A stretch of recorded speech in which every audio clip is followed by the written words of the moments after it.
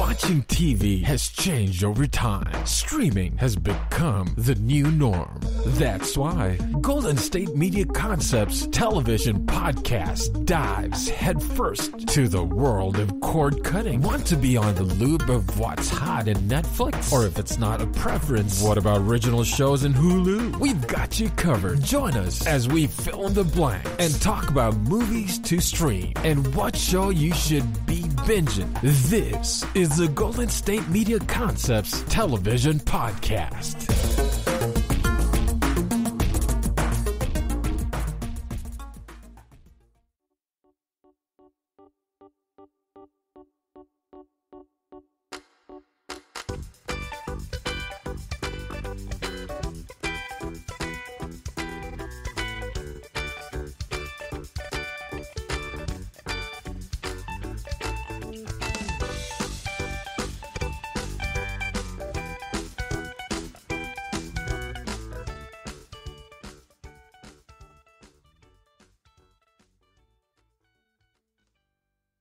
Thank you for tuning into the GSMC television podcast brought to you by the GSMC Podcast Network.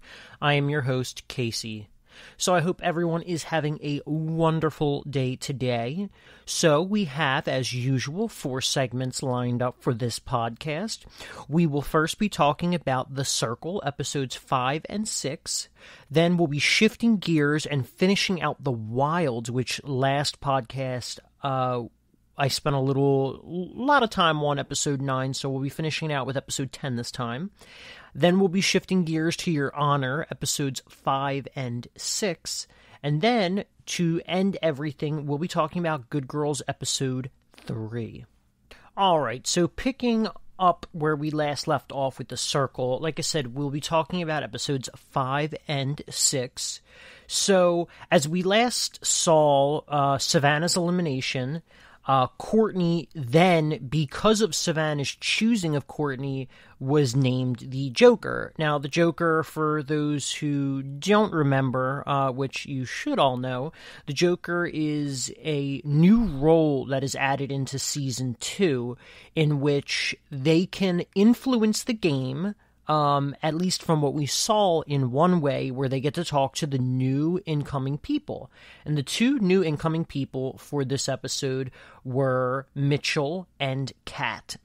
So, for anyone that has seen Season 1 of The Circle, you should know, and they also even say it too, that Mitchell is the younger brother of Eddie and the son of Tammy Eason, which the funny thing about it is that the Easons actually live in the next town over from where I'm from, and they also went to school, well, Eddie did at least. Eddie went to school with my cousins and my sister, so my family is familiar and knows the Eason family. So there's really only one other Eason that is left, and that's Big Ed, which is their dad. So that's kind of funny that he is in it, but I think right off the bat, he, not to say that Eddie wasn't likable, but Mitchell has already made himself pretty likable in this first episode, although there's still some people that are not too keen on him from what I've been seeing on the internet. Not hating him exactly, but not exactly liking him, we'll say. So the 2 big things that we can take away from Mitchell's entrance is that, or not necessarily his entrance, but his initial observations, is that Emily is hot. He really is smitten with her, and so you can see potential alliances between the 2 of them, which will get pretty awkward given that Jack is definitely a guy, obviously, because he's playing Emily, but he's one of those guys that doesn't really know much about girls, and he's going off of generalizations, which is kind of funny because then it makes playing these types of characters much harder. So, you would hope that someone who's going to be playing a girl, or even vice versa, they'd at least do their homework and not base their characters off of generalizations. But personally, at this point, I think that Emily's actually been, or Jack has been doing a good job playing Emily overall, because Emily is very much playing an impartial game. And so there hasn't been a whole lot of stuff that's come up in regards to sex or gender. Then the other thing that Mitchell brought up was that he thinks Lance is a catfish, which you really have to know the character of a celebrity if you're going to play that character. So I don't remember exactly what it was that gave him those vibes. Now, as for Kat, I love Kat's energy. She's come into the circle and is just excited about everything, excited about life. And that automatically makes her very likable in the minds of a lot of people. And she had some pretty good, insightful comments, especially in regards to Emily's character and I believe even Trevor's character as well. And she's also pretty big in Sync fans, so that might play into something as well in regards to another catfish. So Courtney comes into the Joker role as a strategy of, I'm going to play as Emily. So she plays it up as, oh my god, that's like the third time we did that. He plays it up as a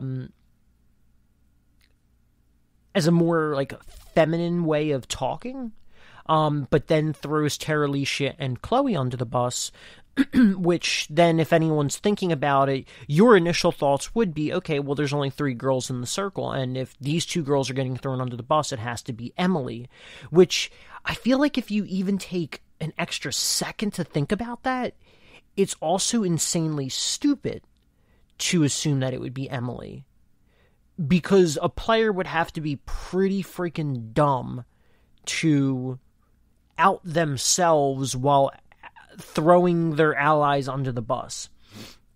Which then you have to think about the people that are left in the game, and that it is probably going to be someone who might be upset with those people, or someone who's upset about their ally being booted.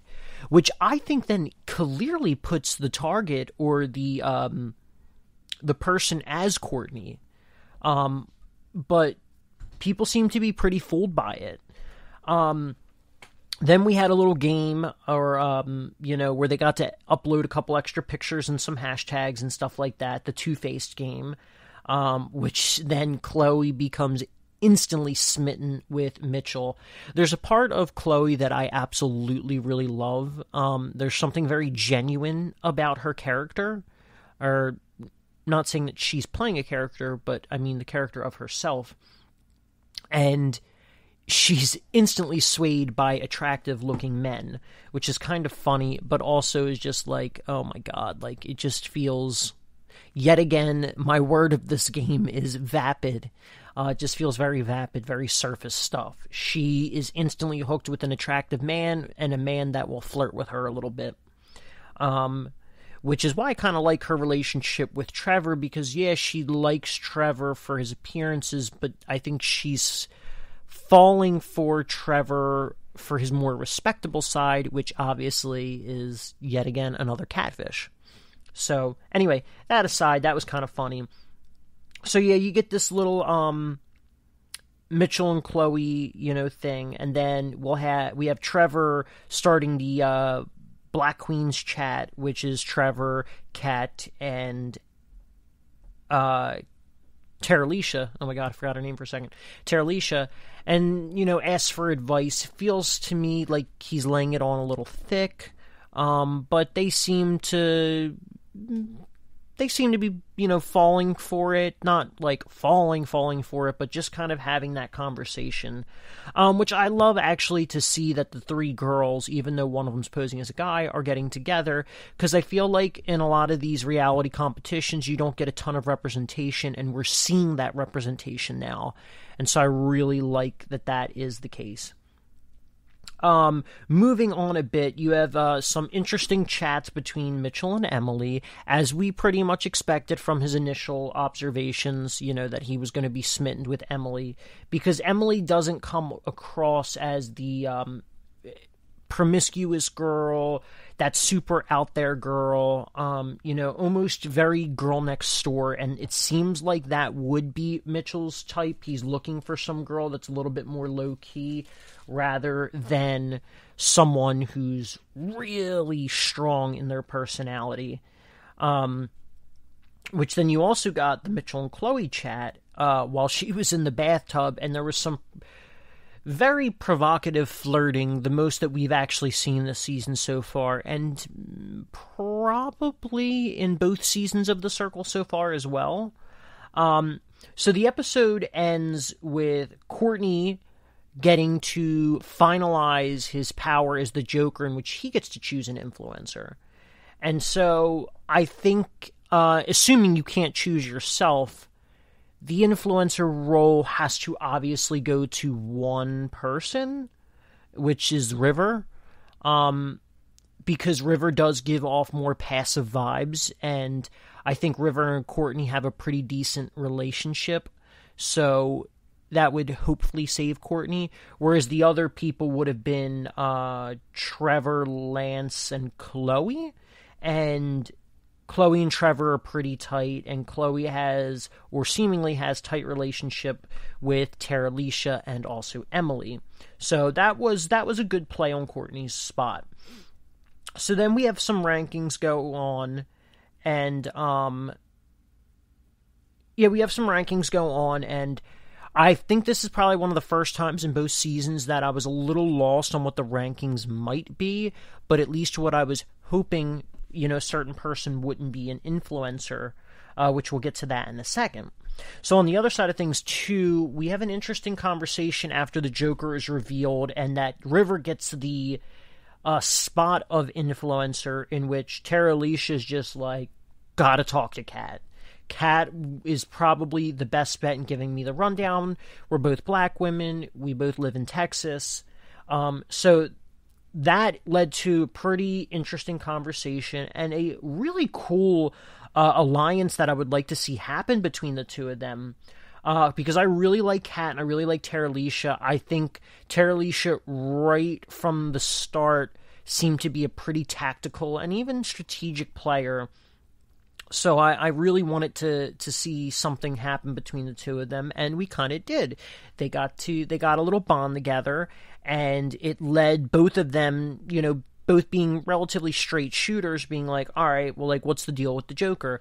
And so I love that Kat did kind of air it all out, but unfortunately, they're all falling for Courtney's plan, and so Tara Alicia thinks that it's Emily. Now, the funny thing is that Emily seems to be pretty with Tara Alicia and pretty much with Chloe for this all-girls alliance. But the craziest part about everything is that we start to see, and we even saw it in episode 5 a little bit, but we really start to see it in episode 6, where River and Chloe out of nowhere kind of really dislike Tara Alicia. Now, the only thing that we can even we see the comments, so we know that is the case, but the only reason that even comes to mind is just the drama that happened between Tara Alicia and Savannah, which is both of their own faults. Savannah made, really poor choices in that first and second episode, and so then we saw the fallout of it in episodes 3 and 4, which obviously led to Savannah's eviction. So, you gotta blame both of them on that, but they've been pretty close, especially Chloe, Emily, and Tara Alicia. And then River and Tara Alicia had that, big sister, little bro vibes going on. And it's just like, I don't understand what caused this turn of events. I feel like there's a lot of information, and it's to be expected in any of these reality shows, but there's a lot of information that's kind of being withheld from the edit in favor of a more lighter atmosphere at certain times. So I feel like we do get a little less of the strategic plays, more of the fun vibes and drama, which I guess is catering to a very specific audience, which is why I generally don't like shows like this, although there is something about The Circle, maybe because it's still fresh in the, realm of reality. So, anyway, that whole thing aside, we started to see that So then the influencer gets announced from the rankings, and of course it's freaking Courtney, who's the one person I did not want to see become an influencer. So we know from this influencer rating and from the blocking that obviously newcomers Kat and Mitchell are exempt from everything. So that puts them off the table. Then obviously Courtney and River are the influencers, which also put them off the table, which then leaves to 5 possible players being blocked, which is quite a small amount of people in the grand scheme of things that are being able to be blocked. We have Lance, Chloe, Trevor, Terralisha, and Emily, where everyone loves Chloe. And so I think Chloe's actually playing a really great game. She's not exactly the most tactical or strategic, but she's the most social, and that is and she has good social bonds with everyone, except for Courtney, who's just kind of bitter about the whole Savannah thing. So Chloe has put herself in a really good spot, and these games are most importantly social games. So you exclude Chloe. Lance, there's not a whole lot one way or the other, although Courtney seems to like Lance, and part of it might be a little bit of the starstruck thing. And then Trevor, who is also kind of a person that everyone likes, but doesn't love him that much, and then also at the same time, no one's threatened by Trevor. So there are your 3 options taken off the table, which unfortunately leaves 2 of the players who I really, really, really don't want to be blocked, especially Terralisha. There are a number of shady comments, built against Emily, and Terralisha, there are some pretty big comments too, although it seems like River might want Terralisha around a little bit more, but obviously this is a Courtney-driven vote, and River is going to be more passive. So it's hard to tell what's gonna happen with this boot. But honestly, I feel like from what I can read in the edit, Terralisha is probably going home. That's where Courtney's biggest beef is at. As well as it feels like there are these mini arcs that are going on, which is the sign of a good edit. I feel like the edit is decent, but I can see mini arcs and also winners edits. So I think right now, as of the winner edit, it's going to be Courtney or Chloe. As for the mini arcs, we saw Savannah's arc. We are now probably seeing Terralisha's arc, and unless something crazy happens, realistically it looks like the next boot will probably be Emily. Which is very unfortunate because in the beginning, I really loved Savannah, but then I flipped my opinion of her pretty quick because of her own plays. Then I really liked Terralisha, and so now looks like Terralisha's going, although in this instance I'd rather Emily go. And then if Emily goes, I mean, I don't know how I'll really feel about it, but as of now I don't want Emily to go either. There's a part of me that would want Lance gone. Lance is very duddy in this season, and I wasn't exactly expecting that. I feel like the girl who's playing Lance is riding too much of the fandom train and not really playing that great of a social game, but I also recognize that could be the edit. So, on that note, we're going to end it there. We're going to take a quick break, and when we come back, we'll be talking about the finale of The Wilds. Want to know the latest and hottest music hitting the airwaves? Don't be left out. Listen to the Golden State Media Concepts Music Podcast. Keith keeps you on the loop with everything you need to know from pop, rock, hip-hop, and the top 40. And we'll throw in news of your favorite artists, concert and tour dates, and so much more. Listen no further, because this is the gold standard in music podcast.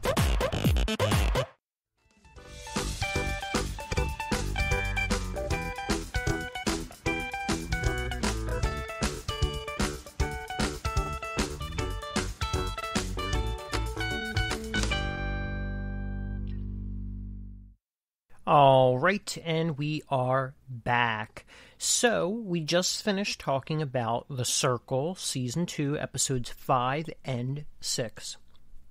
So now we're going to be shifting gears to The Wilds, episode 10. So as I did mention before, I've been talking about The Wilds now for quite a few podcasts over the past couple weeks. And then not yesterday, but the last podcast, I meant to talk about episodes 9 and 10. But 9 ended up, I really went into a little bit of a deep dive there, and so I never got a chance to actually finish as I was approaching my time. So, now we'll be talking about episode 10 of The Wilds.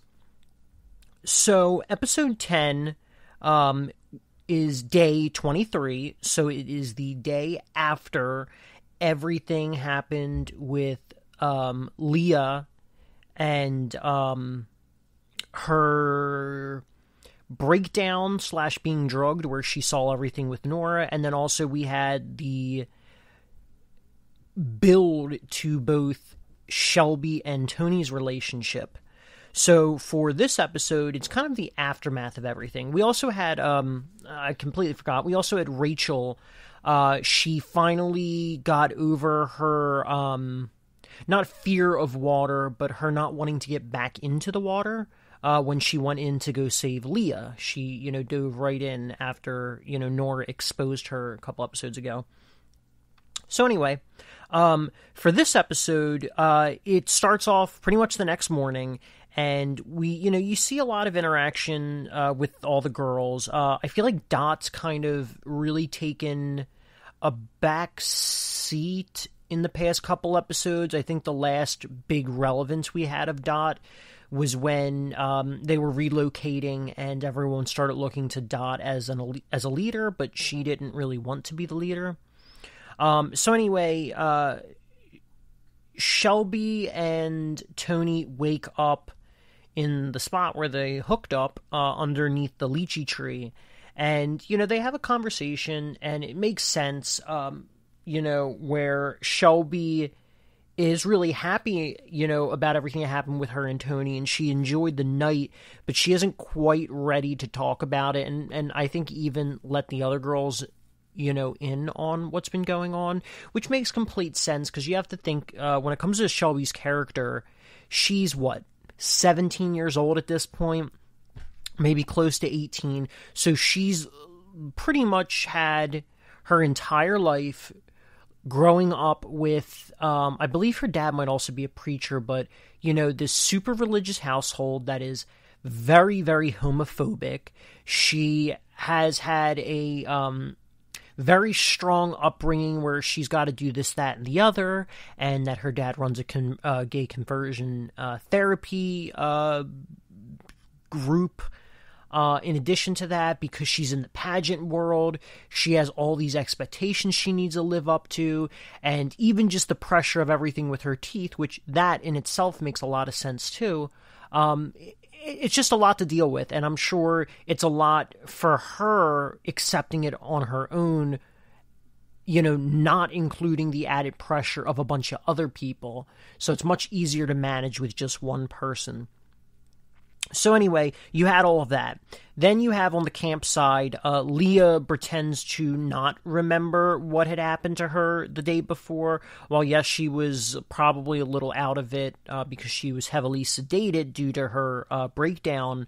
She tries to talk to Nora, and I think even Nora tries to get, a piece of information out of her, if she remembers everything. Now, I mean, it makes sense that Leah wouldn't try and expose her right then and there, because she has not given herself the best reputation at this point in terms of being, once again, obsessive compulsive and very paranoid. Which also I forgot to mention, as I did with all the other episodes, but episode 10's featured character is Nora. Now, I mean, for those, I broke down the characters for the other people, but Nora is a very smart girl. She's an observer, she's really quiet, and in a sense, despite her being a twin, she is very much a loner. You saw her relationships with her sister and her parents, and, she's got a very different relationship with everyone. Now, with her and Rachel, before the island, or before the crash, she definitely looked out for her sister, but also still looked to her sister. Whereas I feel like here at the island, it's not exactly that. I think she not only looks after her sister, but at this point, she doesn't really look to her sister anymore. But given that this is Nora's featured episode, we obviously are getting flashbacks. But, as I did mention before, I thought that Nora could potentially be one of the girls that ends up potentially dying before the resolution of this show. And with Nora, she does not end up getting a present storyline or flash sideways, flash forward, future, whatever you want to classify it as. Instead, it actually is featured around Leah, which is very interesting because you have all the present drama with all the different girls, you have a flashback featuring Nora, and then you have your present timeline being Leah. So anyway, with all of that, Leah tries to investigate, where she saw her talking as she was talking to the tree. She tried to even follow Nora at one point, but ultimately Nora ends up obviously outsmarting her, and she gets Leah to fall into what seriously looks to be like an 8 to 10 foot hole, which the way she falls, Leah is insanely lucky, and even Nora too, but Leah's insanely lucky that she did not break her bone falling into that pit, or multiple bones, or legs, or arms, or whatever. So just kind of seeing how that is, that's where it ends. She's stuck in a pit, where she starts to have her own little breakdown. She's all really dirty. She's insanely, excuse my language, but she is insanely pissed off. And Nora says she's doing it for her own protection. Now, you could potentially argue that Nora could play it off as, she was going crazy and she was trying to confront me in the woods for, this, that, and the other, and I didn't know what to do, so I remember seeing that in the woods and I led her there, I think people might still be a little suspicious, but I think that's the best way to do it, and I think in a lot of ways, a lot of people would end up believing Nora because of how freaking crazy, all these crazy vibes that Leah does give off. Obviously, she's not crazy, but once again, I do think her coming up with these theories are the result of her paranoia. Because once again, there's really no basis to judge that they're being toyed with. Especially given that a girl literally died. Yeah. I've said enough in that regard. So kind of just moving on. You start to have all the girls trickle back into camp. You have Tony and Shelby come back in, which I think I remember her being slightly defensive to push things off, but she's just ultimately happy that they're there with a bunch of food. And then around the corner, you have Martha coming into the scene with this giant, with a bunch of blood on her. I don't know if she actually dragged the goat into camp initially, which then people are going like crazy about that too. So things are kind of getting good. Despite them still being stuck on an island, they were pretty scared about their food. Now they have a ton of food, good food at that, that'll really kind of keep them afloat. And they have their fresh water too, so kind of life is pretty good right now. So, as I said before too, Rachel's finally kind of gotten over her, reluctancy to go back into the water, and she's kind of now at peace because her lie has been exposed by Nora, and I think that really takes a huge weight off of her mind. So you see her really far out in the ocean, easily 100 or so feet out there, just kind of floating on the water. She's at peace. The girls are really happy, which just kind of leads the conflict mainly between Nora and Leah. So Leah finally escapes out of the hole, which she got pretty damn lucky because, as I said, it's an 8 to 10 foot hole, probably easily. Who knows? It could have been even, bigger than that. And she comes out of the woods and she's freaking out at Nora. But just as she starts to freak out all the girls see a shark out in the ocean, and the shark is swimming right towards Rachel. So it kind of gets Leah to shut up as she knows there is something way more severe going on. And pretty much the last image you see of the recent past is Rachel getting bit by the shark. Now, I gotta say, I know that's kind of like a big trope with sharks, but sharks don't actually eat people. There are like probably 2 reported deaths worldwide of people being eaten by sharks. In addition to that, the only times that sharks really actually kill people or bite people is due to them thinking that they're a fish or a seal, which usually has to do with them being on like a boogie board or a surfboard or something like that. But actually the second sharks bite humans and they taste the blood, or even if they would smell human blood, they can, because they have very, very acute senses, they can taste and sense the amount of salt that's actually in our body and the salt content in our blood, and it's a huge turnoff for them. So sharks just don't go around eating people. So I kind of hate that was a little bit tropey, but we all knew it was coming due to the fact that she was missing her arm in the present timeline. So now kind of like looking back, literally looking back at the flashback, we have a very interesting little storyline take place, which is Nora's storyline. As I said, this was her centric episode. Obviously, Nora's a very smart girl. We can gather the fact that Nora's flashback takes place roughly about a year. I'd say 10 months to a year before where they currently are at. Actually, maybe even 11 to 13 months, given that they've been on the island for almost a year at this point. So it takes place in the summer before what I'm assuming is her junior year of school, or senior year, but I think it's probably more her junior year of high school. She was engaged in some sort of college program over the summer in which she lived on a campus, and she met this guy named Quinn. Now, Nora comes off pretty quirky, a little bit neuroatypical, and some people were a little upset with the writers or not really the writers, but the casting people for casting someone like Nora, or the actress who plays Nora, because Nora definitely gives off autistic vibes. And so she meets this guy named Quinn, who also, he even more so comes off as very autistic. But they develop a very interesting relationship, and Quinn's got his quirks, which all, once again, if he does have autism, it all very, very much factors into his autism. And so you get to see this really interesting relationship that's probably Nora's first relationship, and definitely very much Quinn's first relationship. They get to talk about, the pressures of home, but more so Quinn and his family, as it seems like his family doesn't quite understand him. And so, his dad wanted him to join this college, I believe, and wants him to join, the fraternity that he joined, whatever. It's the expectations of their parents.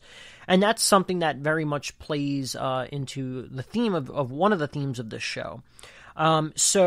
When, as I said before, Nora definitely helped Rachel out a lot, but also she very much looked to Rachel a lot of times, and Rachel's not very keen on Quinn, which puts this pressure of Nora breaking up with Quinn as they're approaching, her junior year of high school and his freshman year of college. Which is very devastating for Quinn. And it's really sad because they do actually work very well together. They're both very smart individuals. But ultimately, with Nora out of his life, him having no friends, I think it leads ultimately to him being like, okay, I can make friends in a fraternity, and my dad, wants me to join his fraternity anyway that he was in, which ultimately leads to a hazing incident and his death. which, really weighs on Nora's mind. But unfortunately, we never actually really got to see that in the show so far. This is the first time we are seeing it. And we're only really seeing the weight of it at the ending of the flashback when Nora wants to go meet the kid that killed Quinn in an hazing incident, which is where she meets Gretchen. And Gretchen, through a conversation, they end up leading to, I guess, Nora working for Gretchen, which is very interesting and very crazy twist of events. Now, in the actual present storyline, not a whole lot happens. You see Leah kind of, really pleading with Young, who is one of the, who is the federal agent. And she kind of tricks Young and also discovers their supposed location of where they're holed at and what facility.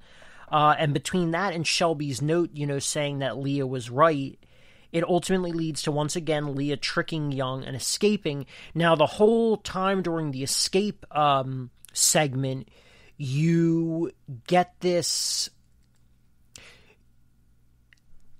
You're led to believe that, it's not actual... Or you're led to believe that they're chasing after her for escaping, but in the reality of it, it's not that. And I actually even said that it probably... I remember someone was watching it with me because they had walked into the room and they watched the vast majority of that episode. And I said to them, this is just a misdirection. Like, she's about to probably stumble upon someone else or some sort of really big secret, and they're actually headed towards someone else right now. Which I was right, but the ending twist of events at the end of the season is that, just like their Dawn of Eve program, there is the Twilight of Adam, in which there's a whole other group of people on the island, and they're all guys. Which I am very much excited for, because I think the show, and it doesn't matter if it really is, demographically leaning towards women or not, I think the show is actually a really good show, despite what it's trying to go for its demographics, both on a female and a teenage level. But I think this show could really get elevated to a whole other level if they drop some of the, teen drama-ish tropes and really start treating it as a more mature show, which they did start to do as the show went on. And I think it could really, really elevate the show to a whole new level, especially with the introduction of guys, too. Which I hope that we do get to see in the second season, but I hope the main focus still stays on these women. But I will say, though, we've seen a fair amount of each of their backstories, especially Leah, so I don't know how much more they can really tackle on that subject, but we obviously all have the mystery of everything going on with the feds, quote-unquote feds. So I'm very excited to see where this show is going to go. I really very much enjoyed it. There is a confirmed season 2 coming out, and they did actually recently switched filming, because I think the filming took place in New Zealand, but with everything going on with COVID, New Zealand's got 0 cases. Also given the fact that they're a gigantic island. So I think they had to move. I think New Zealand didn't really want anyone filming there due to potential exposure. And so, I think they ended up moving production to Australia, which obviously is not very far away. So I think realistically we could be looking at the second season probably late fall, maybe early winter, very similar to how we saw it at the beginning of winter. This time, I think it was on December 11th, so that would technically, I think, be late fall. But anyway, very excited to see where a second season would go, and on that note, we are going to take a quick break, and when we come back, we'll be talking about Your Honor, episodes 5 and 6. Tired of searching the vast jungle of podcasts? Now listen close and hear this out.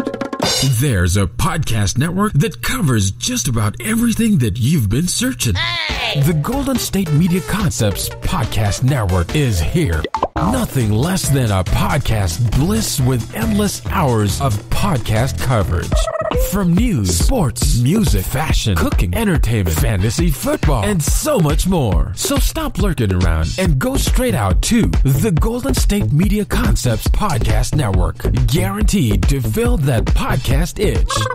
Whatever it may be. Visit us at www.gsmcpodcast.com. Follow us on Facebook and Twitter, and download us on iTunes, SoundCloud, and Google Play.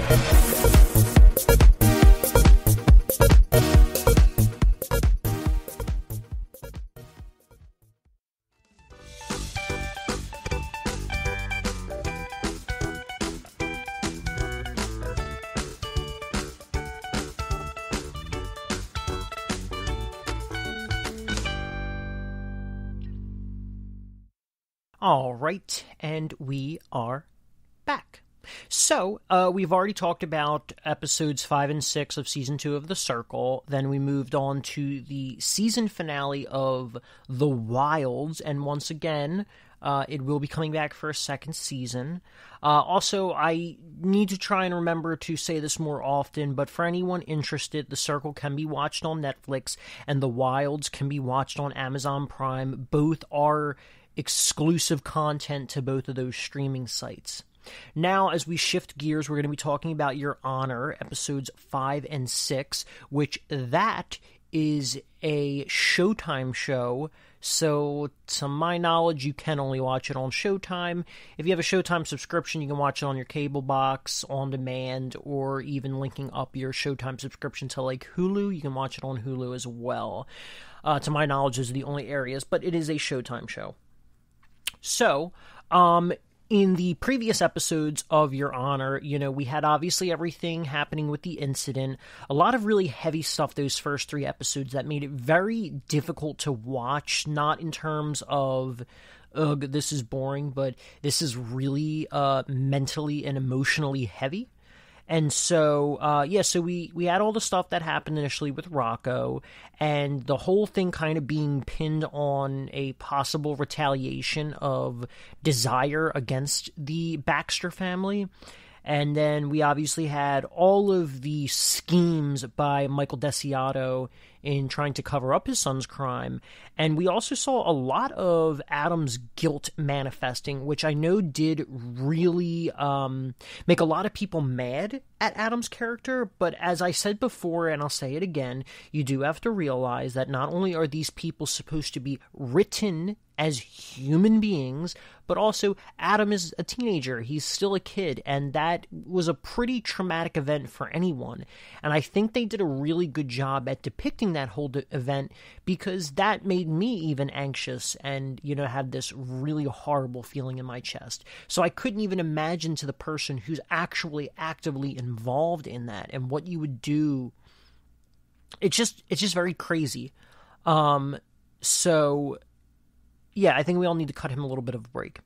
So anyway, this episode starts off with Michael in the courtroom. Now, you're hearing this constant ringing. He's getting very irritated.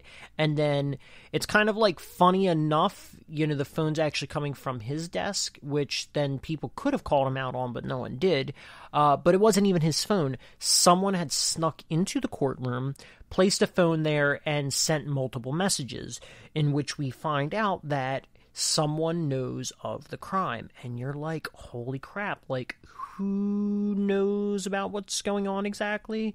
And then he, remarks, one of the last messages that's sent is he makes a remark about, like, do you even know where Adam is currently? So, I'm sure Michael probably quickly finished up his case, and that sends him a bit into a frenzy. So he's trying to call Adam, and Adam is ignoring him, which in the situation that they're in, even if they're, a couple weeks to a month out from the initial incident, is not really something you should be doing. You really shouldn't be ignoring, your dad, especially given that there could be intense danger, which there obviously is. So, we see that Adam is currently at a coffee shop, and he's on his computer, but he's looking out for someone.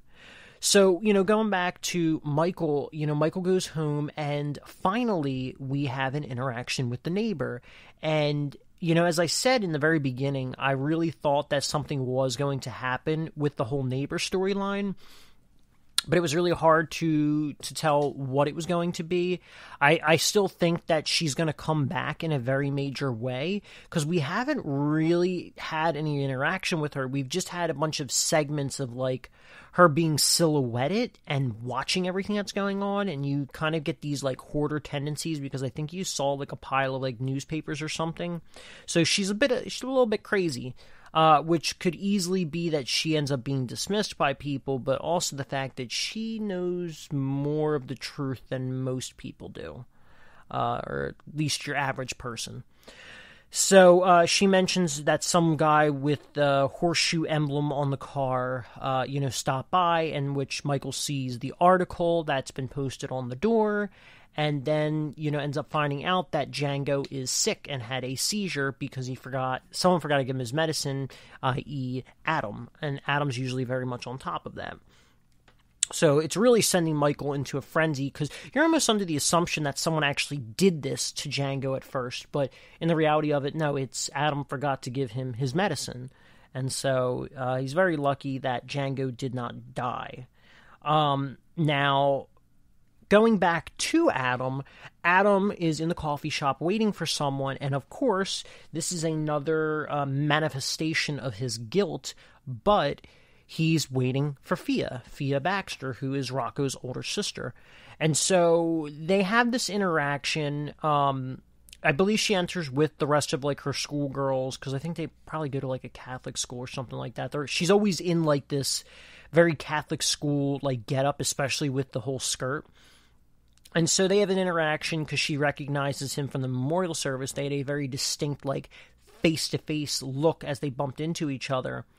And so they have this very interesting interaction, which, like I said, I think for the most part, this show very much depicts these characters in a very realistic light, and the situations in a very real world context.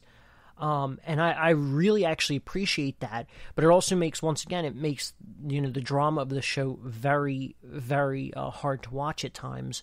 But I think this is the first time where we're almost getting, like, the show is shifting in writing and tone a little bit. But also it still makes sense in terms of Adam's guilt that, he would want to talk to Fia. Because he's gonna, I guess, try and make her feel better as a way to appease his own guilty conscience. So they start to form this bond, and they start to flirt a little bit, and that's to the extent of it. So on the other side of things, Lee's getting pretty close with the whole Kofi Jones thing. She almost got him off before he was killed. Now she's trying to reopen the autopsy, which clearly, everything was very much hidden between the two. And so she approaches Eugene, who now works for Desire, and she tries to get him to, get a signature for the autopsy report, in which Eugene then says, Kofi and I might have been brothers, but we had different dads, and so that's where you gotta go. And the one main guy of Desire, kind of dismisses Lee, and so then Lee gets, goes and meets the guy and gets the signature from him. And then on the other side of things, Big Mo, who they obviously now they know the truth of everything that happened, which they knew the truth to begin with. With Eugene's whole family blowing up in the house, and there were at least 2 other children, like actual children in that house with Famale. And which that whole thing is really sad, but it gets to a point where even Big Mo, who is, I'm assuming Mo stands for Mother, Big Mother, she's the leader of Desire, and she's got to set the record straight, because she can already see that there is going to be a huge escalation between the crime syndicate and Desire, and I think she wants to squash that before it gets any worse, especially given that there were, innocent people that were killed. Although I'd imagine, any crime syndicate or even, gang, they're not exactly worried about innocent people, but also at the same time, they're not really, really going out of their way to harm innocent people. So Big Mo sets the record straight and is just like, this is when the original carjacking happened, and this is what, was going on, so you need to look into something else, because it wasn't us. and she like throws her like toothpick on the floor. She's got this whole power play going on, but it makes Jimmy and his right hand man. Oh goodness, I forget what the guy's name is. Freddie? I feel like it's Freddie. I could be wrong. Oh God, it's not Freddie, it's Frankie. But anyway, yeah, so I mean that tips them off. So the episode also ends with the blackmailer, as Michael Desiato's like running through the streets of New Orleans around all the bands and stuff like that, that there is the footage from the gas station and that they want $200,000 for the blackmail. Now, really thinking about it, it kind of makes sense that realistically the only person that would have blackmailed him would have been the guy who had the surveillance footage. But you're also thinking, like, how does he have that exactly? Like, why did he have some sort of dash cam on there? So moving on to the next episode, Michael needs to get immediately on who it could possibly be.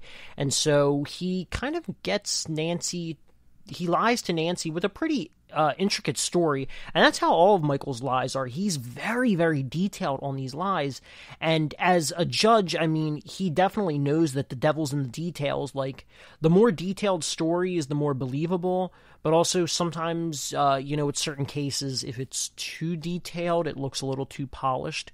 So, in Michael's position, though, the details are very important because it feels very in character for him, especially given that he's already had this pre-existing relationship with Nancy, and I don't mean it in a romantic way. So, so Nancy leaves her computer up, and he gets the 4 names of the person who could have been, blackmailing him, which this entire time you have... Jimmy also visited their house, kind of scoped it out, and also Jimmy and Frankie have been kind of tailing him for a while. So he, goes around to try and figure out who it could possibly be that has been blackmailing him. And a very interesting scene. It definitely feels, and I hate comparing it to Breaking Bad because I know that was actually a lot of people's criticisms of the show. They felt like he was playing a similar character, which I kind of disagree. I mean, I can see certain similarities, but you could also say that about a lot of shows where a good guy turns bad. I mean, it's kind of like, and I wouldn't even really say he's bad. He's, still trying to do something. He's not gone overboard with anything, really. So... yeah, I mean, that's just an anti-hero thing, and they obviously compare because he played an anti-hero in Breaking Bad. So, yeah, anyway, Michael is very smart about things, and he tracks down this guy named Ed, who has dementia, lives in assisted living, so on and so forth, where you could tell that the guilt has been getting to him, which is something you do see in the very beginning seasons of Breaking Bad, but by the end, there is no guilt that he needs to, relieve, so to speak. So he tells him everything, which is potentially a bit of a mistake, but, I mean, he does have dementia, and he also thinks that he's like his nephew or something like that. But anyway, it leads to the fact that his son had borrowed his car, and his son's name is Trevor. And so he tracks down Trevor to find that he's an Uber driver, which explains the dash cam. Perfectly explains it at that, too. And so he sets up a nice little plan to drop the phone in the car and, to get him his money, so to speak. So he finally goes home, and you have Jimmy and Frankie who are tailing him. And, Adam and Fia kind of spent this whole day together in this, like, abandoned amusement park, which is a little weird. But there's also, like, it felt very much like teen romance, like something you'd see in a movie, but not exactly something you'd see in real life. And they talk about, both going to New York. That's where they want to go to their schools. And, I mean, I think that's what he needs at this point. He needs to get himself out and away. But he needs to distance himself from this whole Fia Adam thing. So she's driving him home as Frankie's getting ready to do the hit on Michael. And I was like really hoping that Jimmy would see that Fia was in a relationship with Adam. Now, earlier in the episode, too, we saw that Jimmy did find the inhaler, which ultimately gave him, aside from the footage, it ultimately gave him the footage from the gas station that was erased. It ultimately gave him the idea that this is the guy that killed Rocco. So he knows about the inhaler. He knows that, Michael Desiato was involved in the deletion of footage. And so yeah. So you had all that happen. Now, he ends up calling it off as Adam does walk into the house, because I guess he doesn't want to involve his son, which is funny. He was ruthless when it came to Famale, but when it comes to Adam, he backs off a bit, which I think has to do with a little bit of racism, if we're all being really honest and we look at this.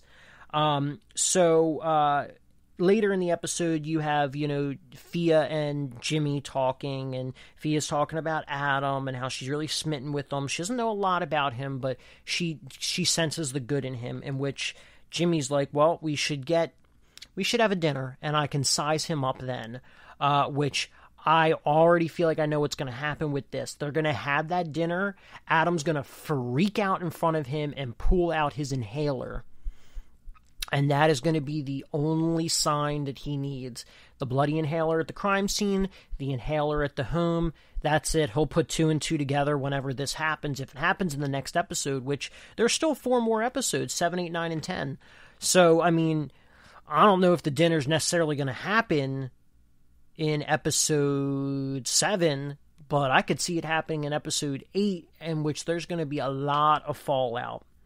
But the really big turn of events is the next morning, you have Michael and Trevor meeting up, and him telling them that he's going to finance a boat, because that's ultimately what he wanted, was a boat. He wanted $200,000 to pay for the boat. But as Michael does say, I know a thing or two about blackmailers. You give them one thing and they're going to come back for more because they have that information. Whereas the financing, he's got to finance it. And so if anything happens, and, he tries to, pin the information on him, he'll just stop the payments.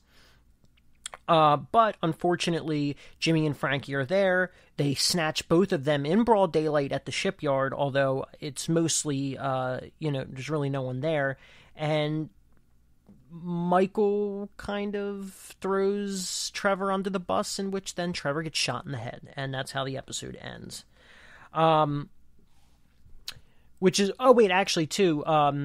He was alerted by Lee that they finally had the evidence that Carlo did kill Kofi, and so he uses that as a way to escape, which is very lucky that he even took that call and learned that information, because otherwise Michael would have been dead at this point. Then his body would have been thrown out into the swamp somewhere. So that's very unfortunate, but also very fortunate for Michael. So I guess on that note, we're going to take another quick break, and when we come back, we'll be finishing off the podcast with Good Girls Episode 3. Want to find out what movies to go see? Then check out the GSMC Movie Podcast. It's your ticket to the latest movies, whether it's a new blockbuster event, romantic, comedy, or action flick. This show has got it all covered. They talk some what to go see now. Don't bother. What's hot on Netflix and everything in between. That's GSMCpodcast.com/movie-podcast. When it's all about the movies, it has to be this new show. Don't forget to like them on Facebook and follow them on Twitter. Visit GSMCpodcast.com for more info.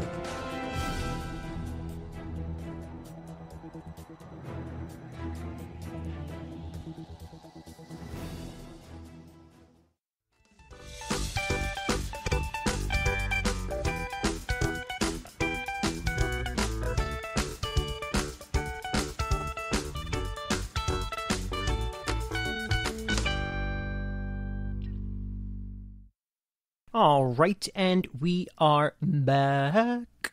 So, we already talked about The Circle 5 and 6. We have also talked about the season finale of The Wilds, and we have talked about episodes 5 and 6 also of Your Honor. So now we're going to be shifting gears over to Good Girls, episode 3 of season 4. And just like the other ones, as I've said before, Good Girls is on NBC, so you can watch it probably on demand. You can watch it on NBC when it airs Sunday nights, I believe at 9 o'clock. And you can also watch it on Hulu. It's usually up the next day at around, I think, 3 o'clock Eastern time. So for the West Coast, it's probably about midnight. So, anyway, this episode was very interesting. I remember saying with the first episode, it didn't quite feel the same as the other Good Girl episodes, but that also could just be the fact that it had been a while since I had watched season 3, given that it was, it's been about a year since Good Girls was last on. But anyway, this one was very interesting. It started off with this scene at a ice cream shop, and you have this girl who's she's like this pretty like high schooler, and then you have these kind of like douchebag dudes walk in, and or they've already been there, and the guy's like kind of flirting with her, but also he wants to exchange his ice cream, and then his friends literally have like a food fight and they all run out. Well, then you have, jump forward, like, just a tad bit in time where the girl's, like, cleaning up the restaurant, and she's pretty pissed, as would I be, too. And the guy comes back, and he's actually kind of sweet, and he, completely takes over the cleaning duties, and that's when it's introduced that is young Beth and young Dean. So, obviously, from that flashback alone, we were getting a Dean and Beth episode. Now, we have had flashbacks in this show, not many, only a couple, and it's usually just to address something with Beth, Annie, and Ruby, but I think that might have only been like one episode, maybe 2 at the most. So yeah, that was interesting. I wasn't really feeling it at first. So obviously what happened in the last episode was the feds revealed their cards and they had the evidence to arrest Dean, although the one federal agent kept saying, it's not Dean, it is the girls, it's the wife, they know everything, like, you're making a huge mistake. So, Dean obviously is currently in prison, and, if they have the bail money, he could be put out on bail. So Beth goes to Rio, because obviously all of their assets have been frozen. They don't have any money right now. So Beth goes to Rio and asks for some bail money, and he's like, no, I don't do loans. He's like, look, your husband is the perfect fall guy, They have the evidence against him, and odds are because he loves you, he's not going to implicate you, and so you literally have the perfect fall guy. And so, she's still pleading with him, and, then he's like, all right, if you can make this ball into this pocket, I'll give you the money. And she's like, I don't play pool, and he's like, I don't do loans. So anyway, then you have this moment where she's trying to make the shot, and then he like puts his body around her as he tries to guide her, which felt really creepy. I'm sure probably most women liked it, as what I did see in the TV Time comments, people were excited about that, as they're excited about anything that has anything to do with Rio and Beth, which is kind of like disgusting and annoying. Because she's having a serious issue, and then he's using it as an excuse to touch her and potentially try even to manipulate her. She ends up making the shot, and he's like, all right, you can take it out of, I think he says, like, you can take it out of your money or something like that. And she's like, well, we can't make money right now, blah, blah, blah, blah. So, they end up coming up with the idea of, as Beth announces the closing, you have, Eric, who really, really likes Dean, and Dean has made a great impact on Eric in his life. So, they come up with the idea of getting Eric to be the fall guy, which is a pretty ballsy move to kind of out yourself as the 3 girls that actually were the kingpins of this operation and not Dean, but also at the same time telling someone, I will literally like set you up if you take the fall so my husband can go free. In which he'd probably have to spend like 10 years in prison. And he's already an older guy. He's easily in his 40s. If I had to guess, he might even be slightly older than Dean, which means that he could potentially be 50, which means that he wouldn't get out of prison minimally till he's probably 60 years old. But from what you can tell, he doesn't really have the greatest life anyway, which is what I think they were exactly banking on.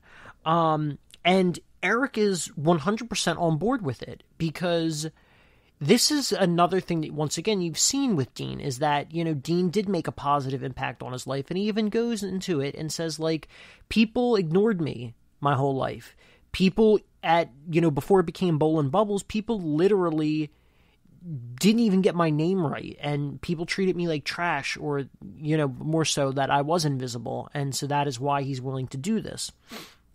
So around that time, we get our second flashback, and, Annie's on the porch, on the stairs, Beth is inside, and Dean pulls up to the house, and he wants to talk to Beth.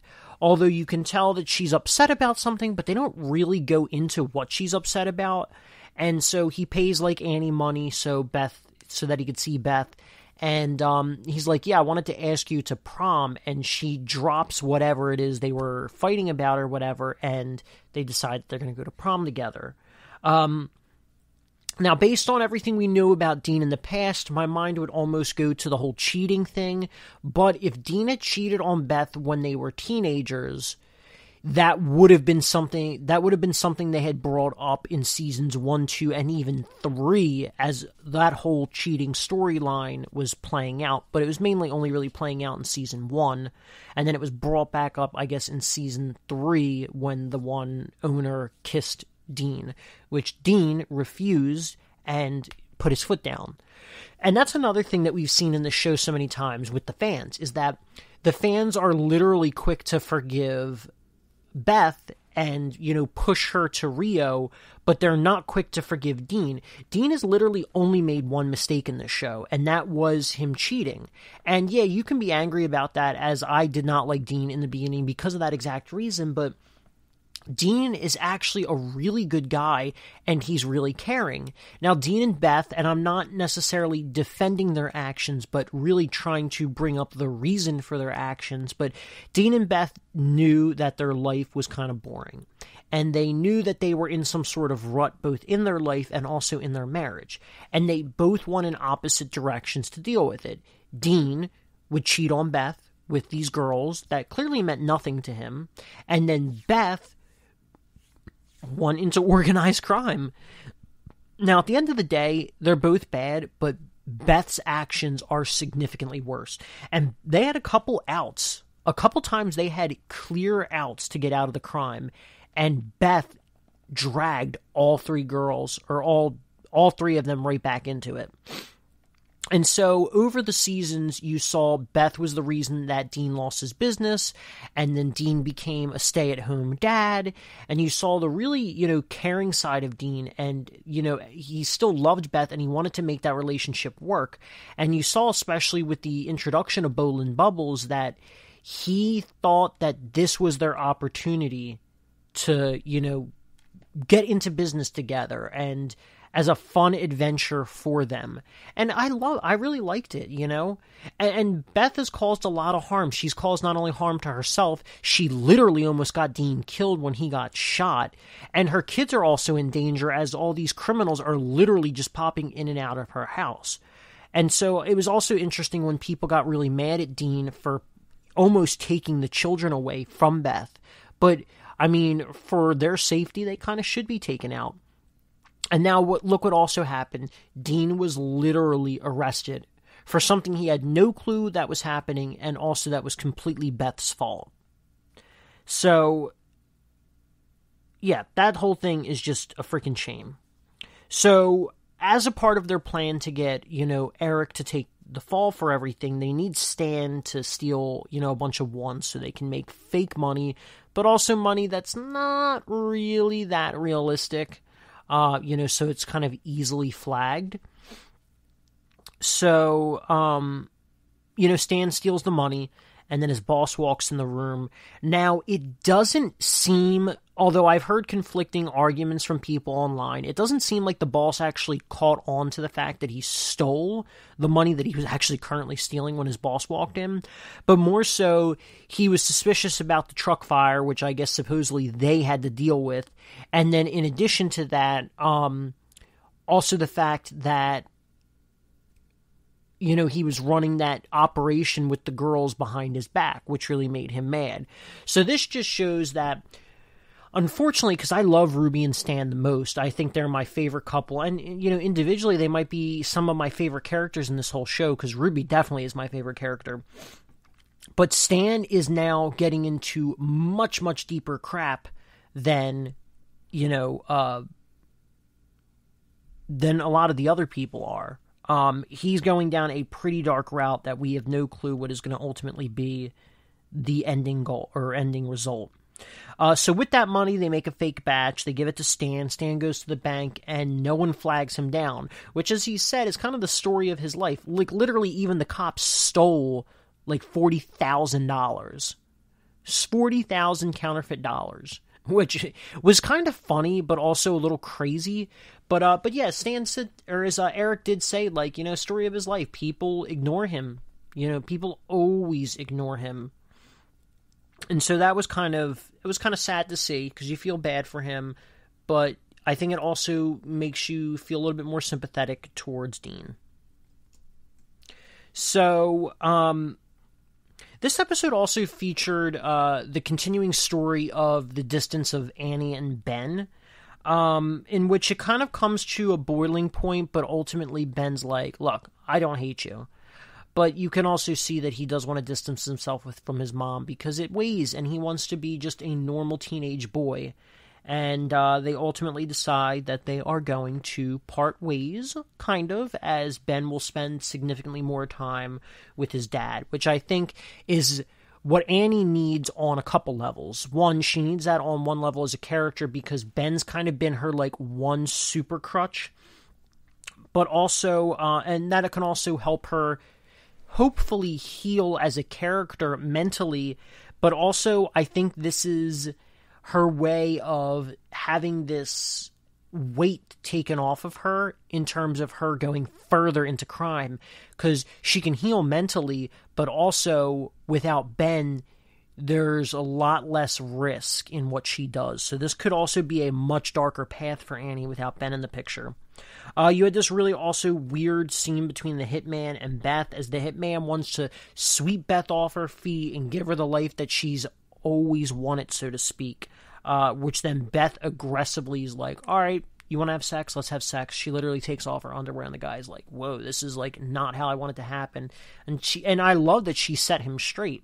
Like, what are you expecting? Like, are you really expecting me to go to Fiji and fall in love with you, and then we make love and all this other crap? And set him straight. And then she's like, I need you to do your job. And so then he's like, all right, well, I'll finish this contract, and then I will do yours.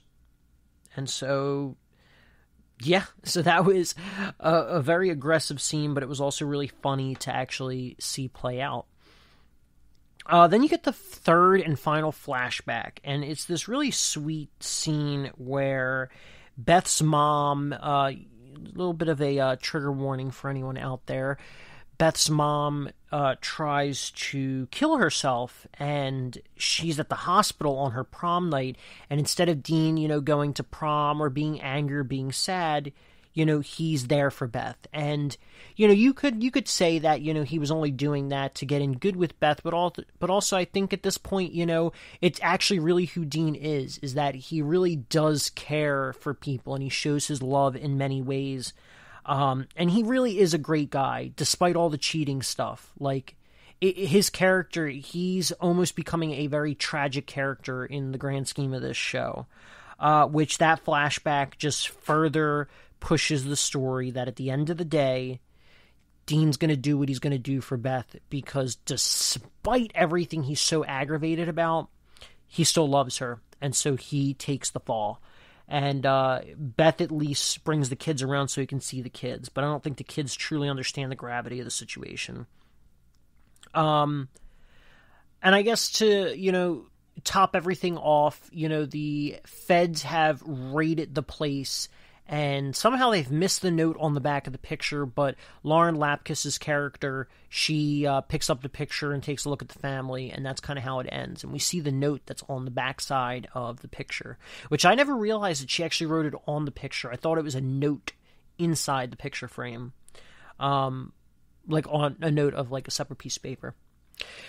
But yeah, so that leaves a pretty big cliffhanger for episode 4. I'm very curious to see where this is going to go.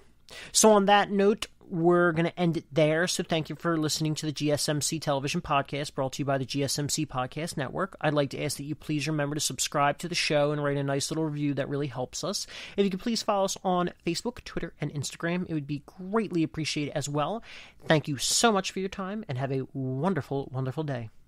You've been listening to the Golden State Media Concepts Television Podcast, part of the Golden State Media Concepts Podcast Network. You can find this show and others like it at www.gsmcpodcast.com. Download our podcast on iTunes, Stitcher, SoundCloud, and Google Play. Just type in GSMC to find all the shows from the Golden State Media Concepts Podcast Network, from movies to music, from sports to entertainment, and even weird news. You can also follow us on Twitter and on Facebook. Thank you, and we hope you have enjoyed today's program.